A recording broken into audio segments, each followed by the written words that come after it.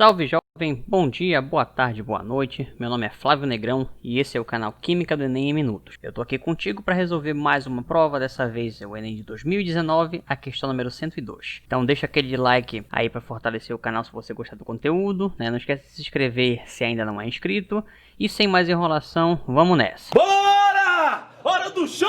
Em 1818, Dalton publicou o seu famoso livro intitulado Um Novo Sistema de Filosofia Química, do original A New System of Chemical Philosophy. Eu acho, meu inglês é horrível. O miserável é um gênio! Enfim, no qual continha os 5 postulados que serviam como alicerce da primeira teoria atômica da matéria, fundamentada no método científico. Estes postulados são numerados a seguir. Primeiro, a matéria é constituída de átomos indivisíveis, tá? Todos os átomos de um dado elemento químico são idênticos em massa e em todas as outras propriedades. Diferentes elementos químicos têm diferentes tipos de átomos, em particular, seus átomos têm diferentes massas, e os átomos são indestrutíveis e nas reações químicas mantêm suas identidades. E número 5, átomos de elementos combinam com átomos de outros elementos em proporções de números inteiros pequenos para formar compostos. Após o modelo de Dalton, outros modelos baseados em outros dados experimentais evidenciaram, entre outras coisas, a natureza elétrica da matéria, a composição e a organização do átomo e a quantização da energia no modelo atômico. E aqui está a nossa fonte, né, que não vem ao caso, que não interessa pra gente. Aqui, ó, com base no modelo atual, que descreve o átomo, qual dos postulados de Dalton ainda é considerado correto? Tá? Então, com base em qual? No nosso modelo, que é o modelo atual, queremos saber dessas informações aí sobre o Dalton, qual é a única que ainda é correta. É o quê? Então, olha só, quando você pega o modelo de Dalton, você tem que saber o quê? Que o modelo de Dalton, basicamente, é isso aqui, ó, uma bolinha. Que o modelo dele é chamado de modelo da bola de bilhar. E aí, qual é a definição de átomo para o Dalton? O que era o átomo para o Dalton?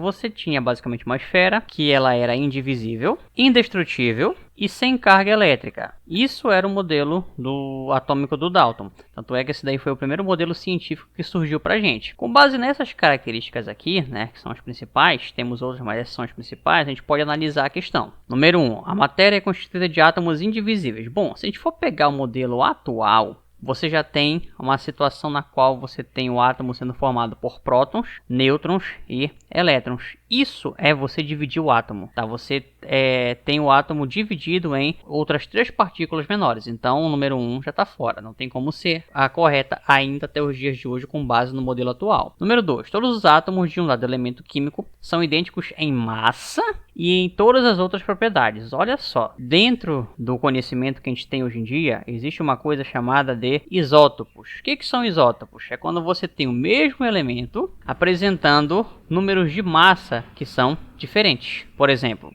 temos o hidrogênio, que é o prótio, que tem a representação 1 e 1. Temos o hidrogênio, que é o deutério, que é a representação 1 e 2. E temos o hidrogênio, que é o trítio, que a representação é 1 e 3. Qual é a situação? É o mesmo elemento químico. Tanto é que a definição dele, ó, meu número atômico é o mesmo. Porém, quando eu olho para a massa, ó, a massa pode ser diferente.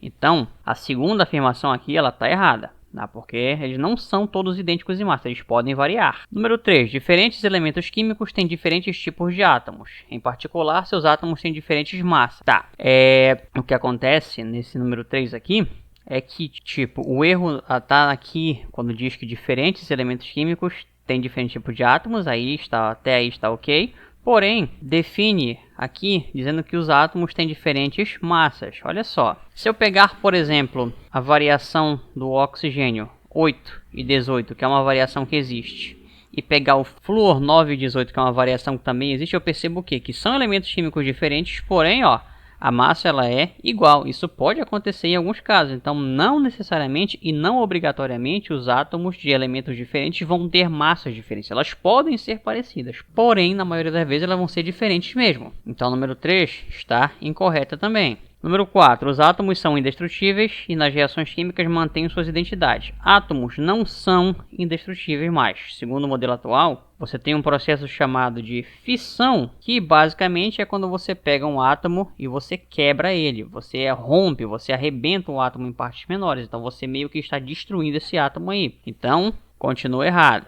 Número 4. E aí nós temos o número 5. Átomos de elemento combinam-se com átomos de outros elementos em proporções de números inteiros pequenos para formar compostos. Se eu pegar 2 átomos de hidrogênio e conectar eles com um átomo de oxigênio, eu formo o que a gente chama de H2O, a proporção de 2 para 1. Se eu pegar, por exemplo, um átomo de carbono e conectar ele com 2 oxigênios, eu formo o CO2. 2 átomos de oxigênio para um átomo de carbono. Então perceba que não interessa a substância que você pegar, essa proporção aqui sempre vai ser feita por números inteiros. Não existe combinação, não existe molécula fracionária. Por exemplo, você nunca vai ver aqui, sei lá, C meio O1, por exemplo. Isso aqui não existe. Tá? Porque as proporções para átomos sempre são inteiras. Não tem como você usar meio átomo só numa reação química. Não existe como você usar meio átomo na construção de uma molécula. Então, a proporção, a combinação sempre vai ser baseada em um número inteiro. Podem até ser números pequenos, mas sempre vão ser números inteiros. Então, por conta disso, baseado no modelo atual, a única correta aqui vai ser a número 5. Então,